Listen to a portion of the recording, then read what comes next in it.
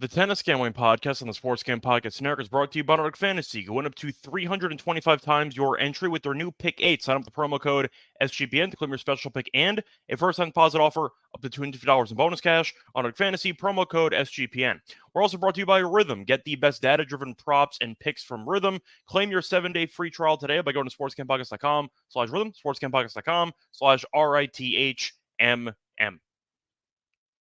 And welcome, everybody, to the Tennis Gambling Podcast here on the Sports Game Podcast Network. It is currently Saturday morning, roughly 11:30 a.m. Eastern Time on June 8th. I'm Rosso with Scott Reichel, once again going solo for this pod. Should be a bit of a short episode because we only have one match to talk about. It is final time on the men's side for the French Open. So we're going to preview the matchup between Alcaraz and Zverev taking place on Sunday in a little while. Before we get into any of that, do want to recap what happened in the semis and the women's final that happened on Saturday morning. Starting off with the reminders, though, before I forget, don't forget to like, subscribe on YouTube. Also a reminder, don't forget to rate and review the podcast on Spotify or Apple. So no matter how you actually consume the show, you can leave feedback, and we'd appreciate it if you did. So try to leave a review and leave me a potential positive or negative review, depending on if you actually like the show or not. Point is, more feedback is always helpful, so please do so if you are still listening to the podcast on Spotify or Apple. If you're on YouTube, hi, hopefully you enjoy the live streams. You can still pop in anytime.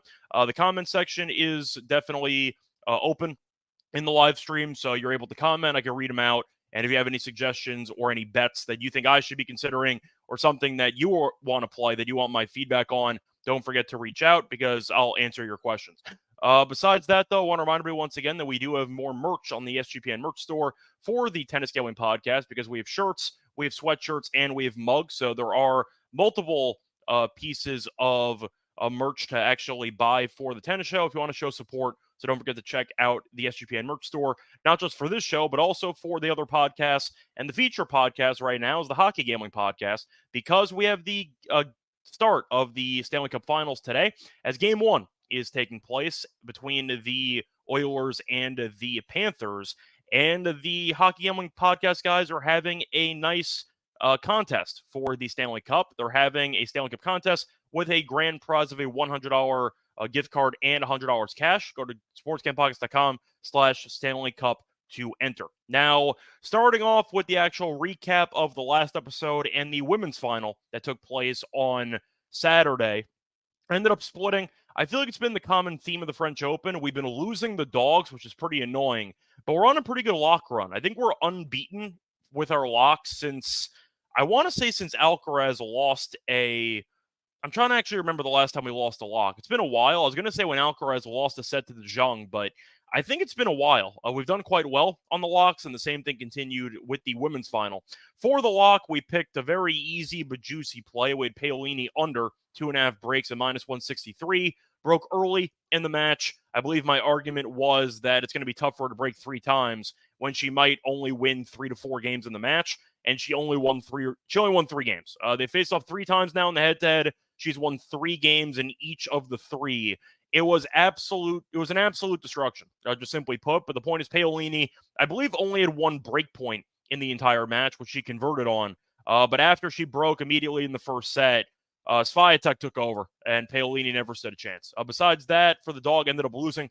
I had Paolini under 1.5 double faults at +110. Unfortunately, she had 2, so it was close, but did not get there. Double faulted early in the second set, so wasn't officially a sweat if you were counting the actual points, but when you lose the dog by 1 or by a hook, it's going to hurt, and that's what happened to us. Now, in hindsight, I feel like if my initial score prediction for the match was 6-2, 6-2, I probably should have taken an alt line on Iga instead of the 6.5. I could have found 7.5, but you're really threading a needle there.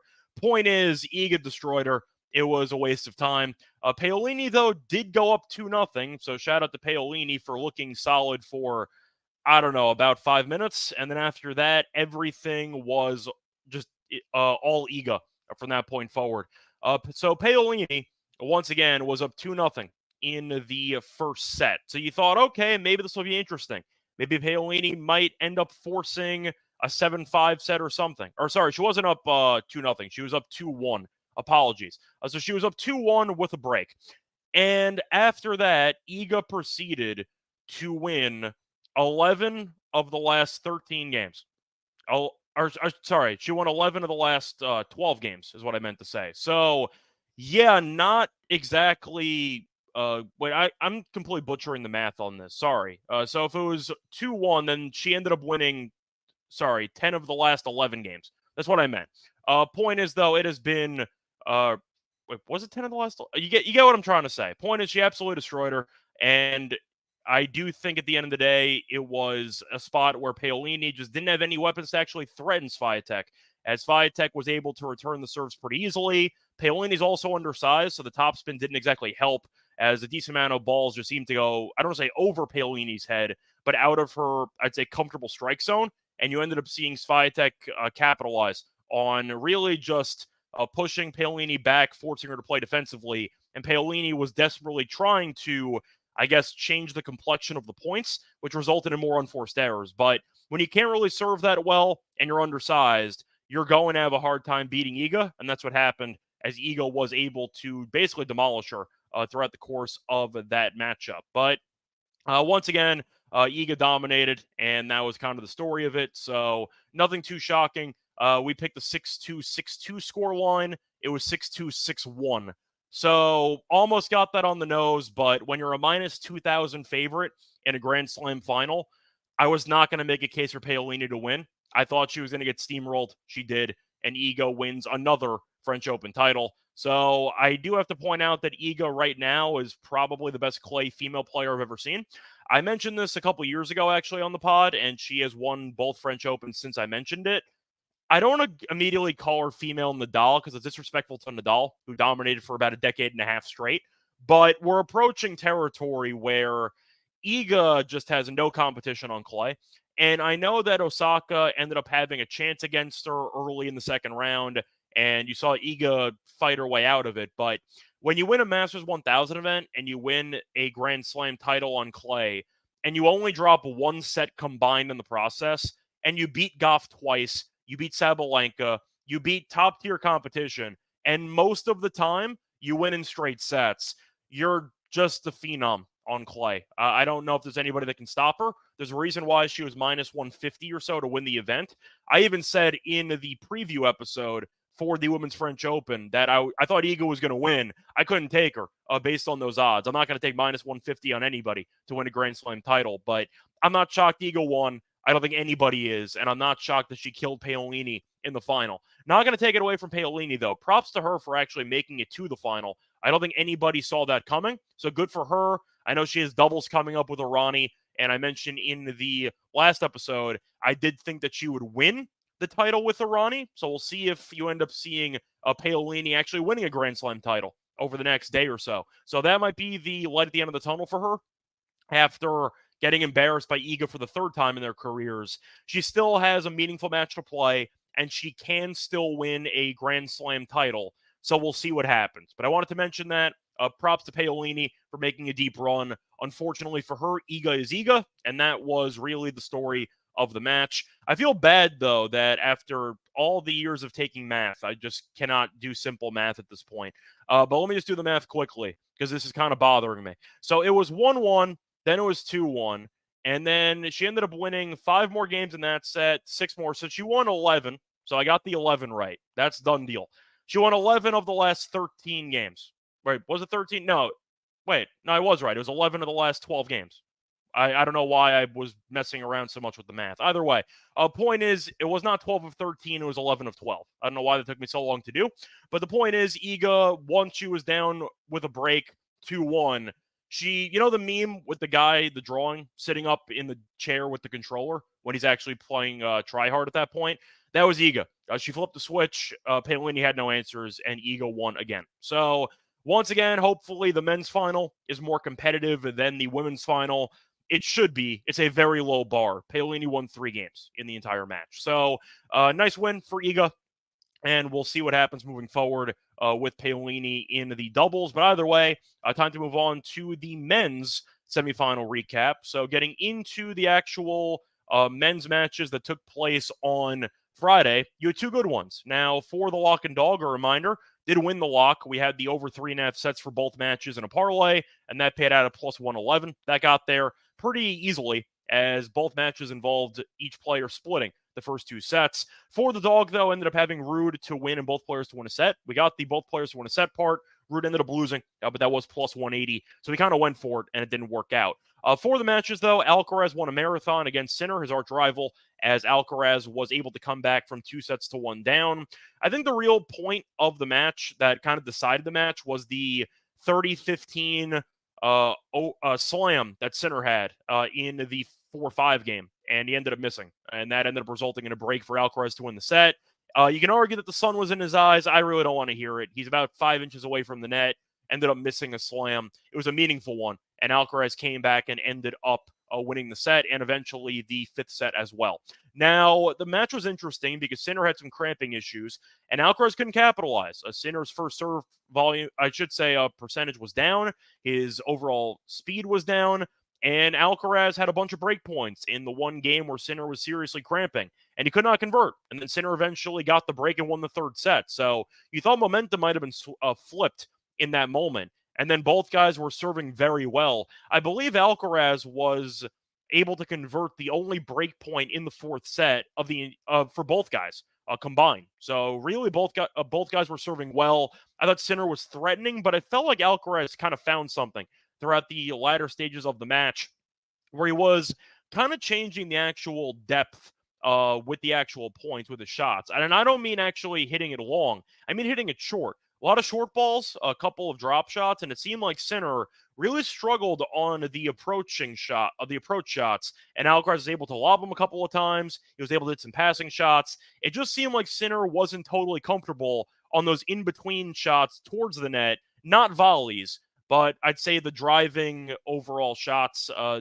approach shots for volleys. It seemed like Alcaraz kind of found a weakness in Sinner's game, and he exploited it, and he was eventually able to outlast Sinner in the long points. He was able to outweight Sinner and to force some unforced errors. Sinner was uncharacteristically pissed for a decent portion of the match. Seemed very frustrated, at least for Sinner's perspective, compared to usual. He wasn't going to spike a racket. He wasn't going to have a Baghdadis moment where he shattered 6 rackets in one sit down. That wasn't going to happen. But Sinner, for a pretty even keel poker face, he, based on his history, seemed very, very annoyed.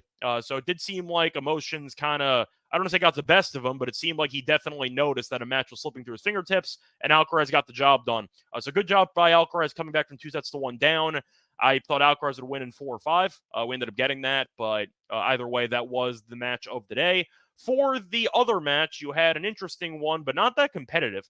Ruud ended up winning the first set 6-2. Zverev's first serve percentage in the first set was abysmal. So that was kind of the story, where Zverev just could not hit a first serve, and Ruud capitalized and eventually won the first set 6-2. Then a switch was flipped, and Zverev absolutely destroyed Ruud, as he ended up winning the final 3 sets, 6-2, 6-4, 6-2.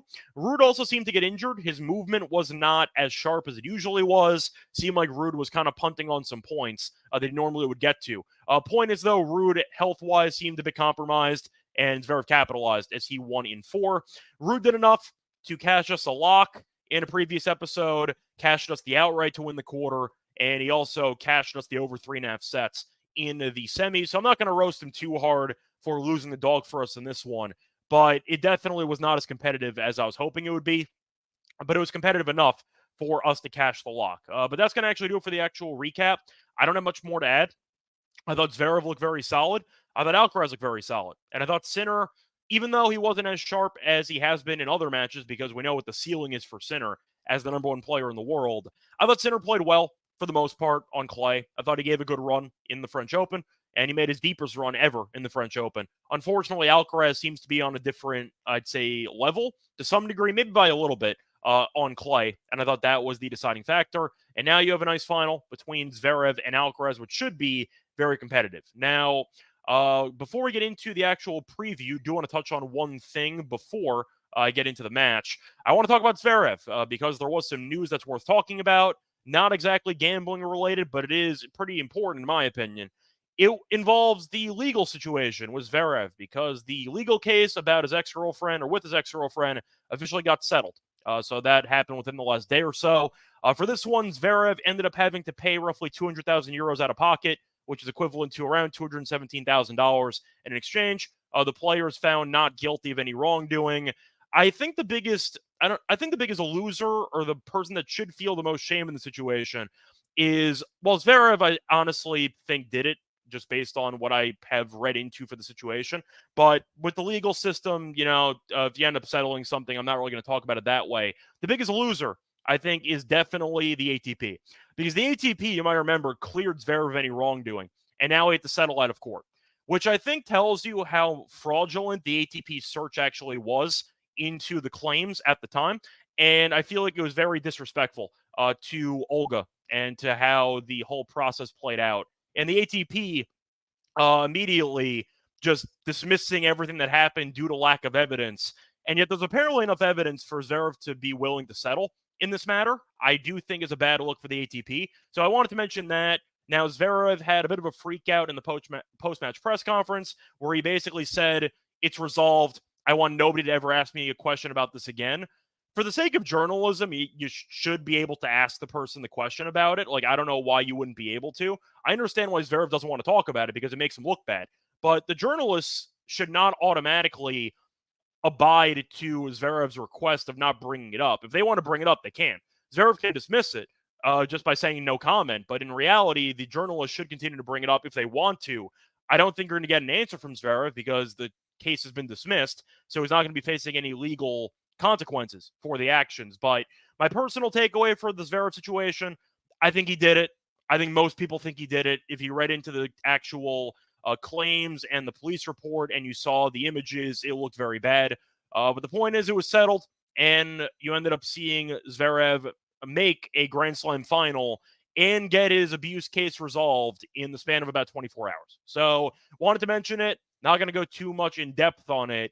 At least want to shame the ATP because they were so quick to dismiss this damn thing because they wanted to just kind of sweep it under the rug. This is not a shocking development that a sports league or organization is trying to protect one of its better athletes or best athletes. We've seen this in other sports, mostly in football. For example, Tyreek Hill, if you want to just throw one out there, who was one of the best receivers in the league. He also beat up his pregnant girlfriend in college, and nobody really talks about it anymore, which I find kind of weird. I understand he's a great player, and I know that he's a Super Bowl champion, but Tyreek Hill did beat up his girlfriend who was pregnant. She was pregnant in college. And as a result, he ended up sliding in the draft, and you could argue that he lost a lot of money because of it. I don't care about the people make mistakes argument. I know Tyreek Hill's a great player. Point is, nobody cares because he's really good at the sport. And I feel like that's what Zverev and his situations kind of turn into. He's really good. People are going to get distracted by his tennis. They're not going to really focus on what happened with the abuse situation. Not the same exact thing as the Hill case, because the Hill case is much worse. Or Joe Mixon, for example, who punched a woman at a bar in college on TV. There are actual surveillance footage of that.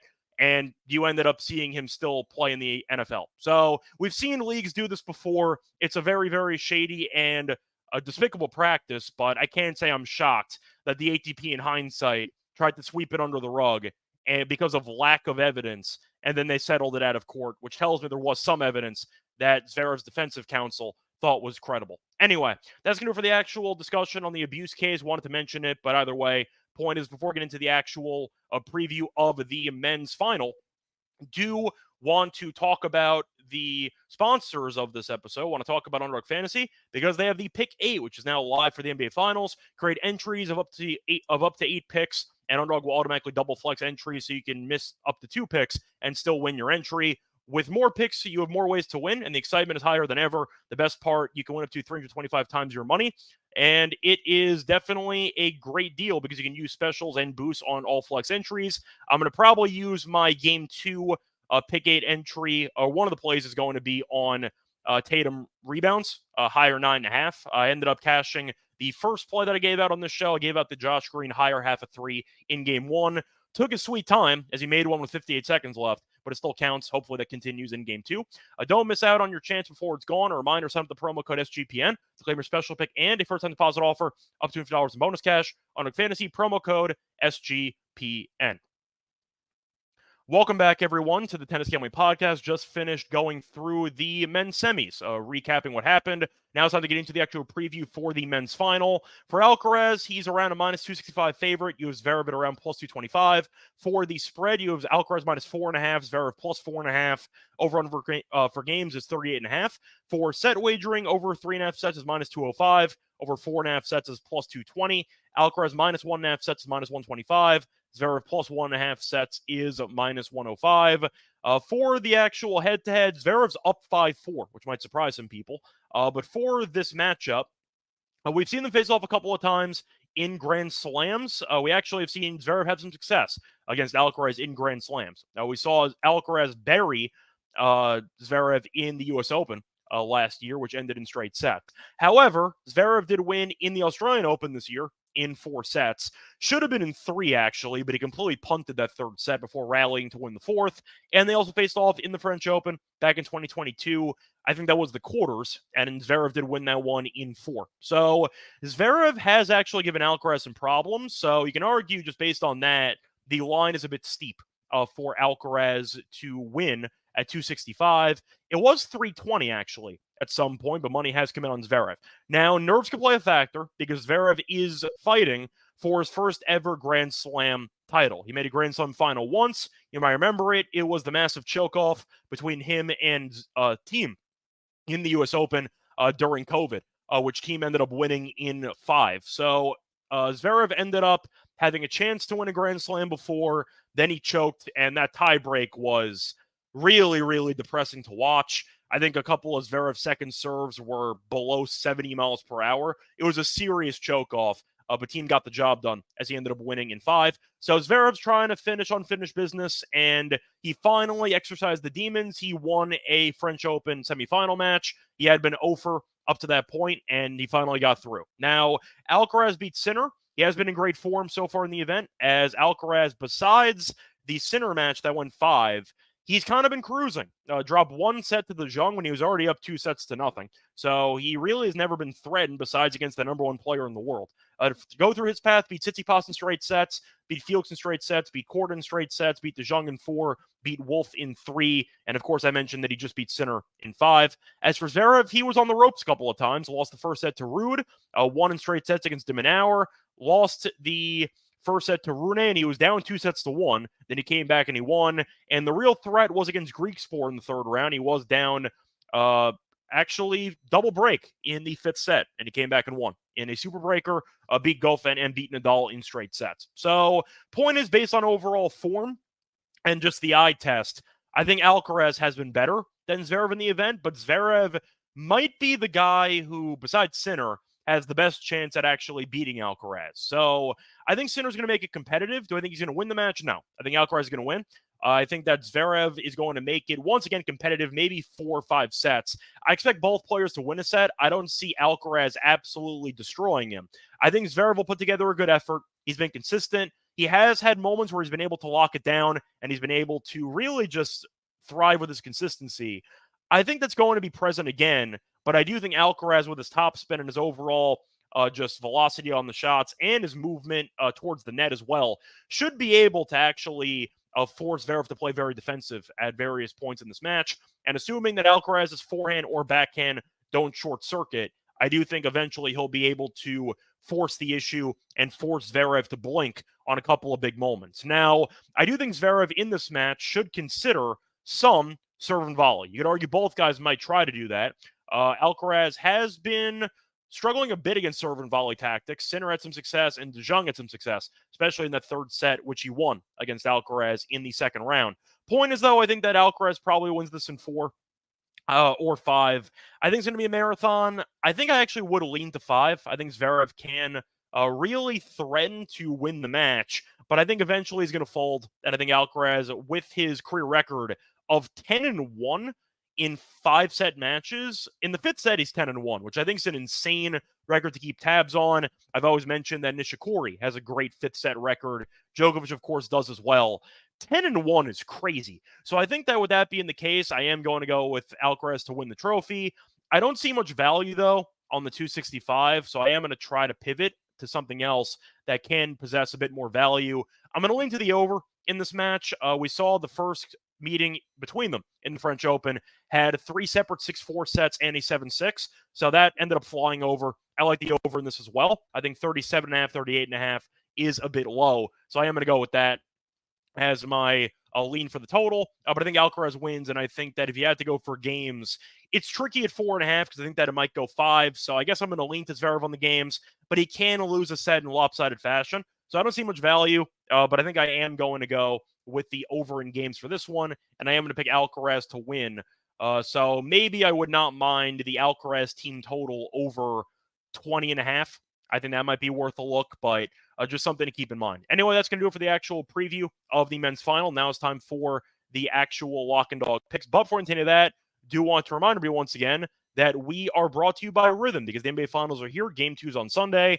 And if you are betting on NBA player props, then you need to get Rhythm because Rhythm gives you a menu of the best player props for every single NBA playoff game. Make it easy to go through and to find the best props to put your money on in seconds. Rhythm's predictions are backed by over 3 years of data and a team of data scientists and quants that focus on fine-tuning the algorithm to give you the best chance at winning. Rhythm pairs its predictions with player prop graphs to help you feel more confident, whether it involves bets or DFS picks. From superstars to bench players, Rhythm has player props, all backed by AI data, without you having to scroll through sports books. Rhythm also allows you to create your own custom NBA model, so you can get AI-backed moneyline spread and total picks for every playoff game. Create your 7-day claim your 7-day free trial today by going to sportscampodcast.com/rhythm, sportscampodcast.com/RITHMM. Welcome back, everyone, to the Tennis Gambling Podcast. We just finished recapping the semis and previewing the men's final. Now it's time for the lock and dog picks. For the lock, I mentioned the over before, which I am going to mention again, but I could be wrong, and maybe you see Alcaraz just show up and go supernova. Wouldn't shock me if he plays as well as he did in the last 2 sets against Sinner. I think he will win probably in 4. So you might end up having a bit of a sweat there with the total. So I'm not going to go with it. Instead, I'm going to go with Alcaraz minus 1.5 games in the first set at minus 130 as the lock. Alcaraz has been a very good first set player. He has won the first set in 9 of his last 10 matches. Ironically, did lose the first set against Sinner. Seemed like he was a bit nervous, and it just seemed like he was out of touch with his range early in that matchup. A lot of unforced errors long, and then he figured it out. But when you've covered the first set spread in 9 of the last 10 matches, that tells me you're a good starter, and I do trust you in that spot. Now, as for Zverev, he has not been a good starter in his last couple matches. We saw him get buried 6-2 against Ruud in the first round, in the first set of the last match as well. So both guys did lose the first set in their last match. But Zverev has lost the first set by 2+ games in 3 of his last 4 matches, lost by 4 games to Ruud, lost by 2 games to Rune, and lost by, I believe it was 3 games to Griekspoor. So the point is he has not been a great first set player, even went to a breaker against Goffin. So I think Zverev might get off to a slow start. Maybe nerves play a factor. I think Alcaraz hits the ground running in this matchup. So I am going to go with Alcaraz first set minus 1.5 games at minus 130 as my lock. For my dog, I am going to go with the play I mentioned before. I'm picking Alcaraz to win. I think it's going 4 or 5. So give me a reliable, which I know ended up losing as my dog in the last episode, but you get what I mean. Give me Alcaraz to win and both players to win a set. I've been a fan of this market. I'm going to go back to it at plus 125. I think it's a good deal. I think Alcaraz is the better clay player. I know Zverev is a solid clay player, but I do think Alcaraz has looked a little bit sharper and a bit more, I'd say, dynamic in the event so far. I understand that Zverev has the consistency that can wear down Alcaraz in theory, and he has done well in 2 of the last 3 Grand Slam matches against Alcaraz, but I just think that Alcaraz is going to capitalize on potentially a nervy Zverev. Zverev, we know, has struggled to close out big matches, and Ruud was injured for the back half of that match, so it was pretty easy for Zverev to take advantage of it. But the point is, if this match is very close, and if it is, let's say, 3-3 in a 5th set, who do you trust more to maintain their nerves? The guy that beat Djokovic in Wimbledon in a 5th set, or the guy who, historically speaking, has never won a Grand Slam?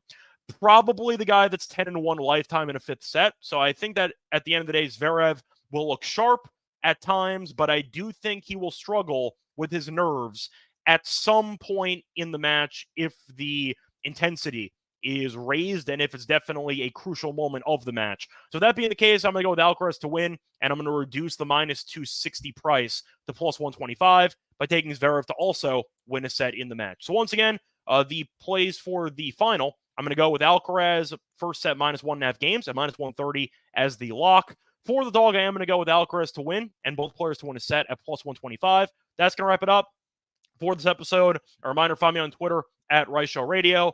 Find me on the NBA show. Find me on the MLB show. And find me on the WNBA show as well. And a reminder for the next episode, we have 2 ATP matches to ATP tournaments to preview. One in Stuttgart and one, I'm going to try not to butcher this.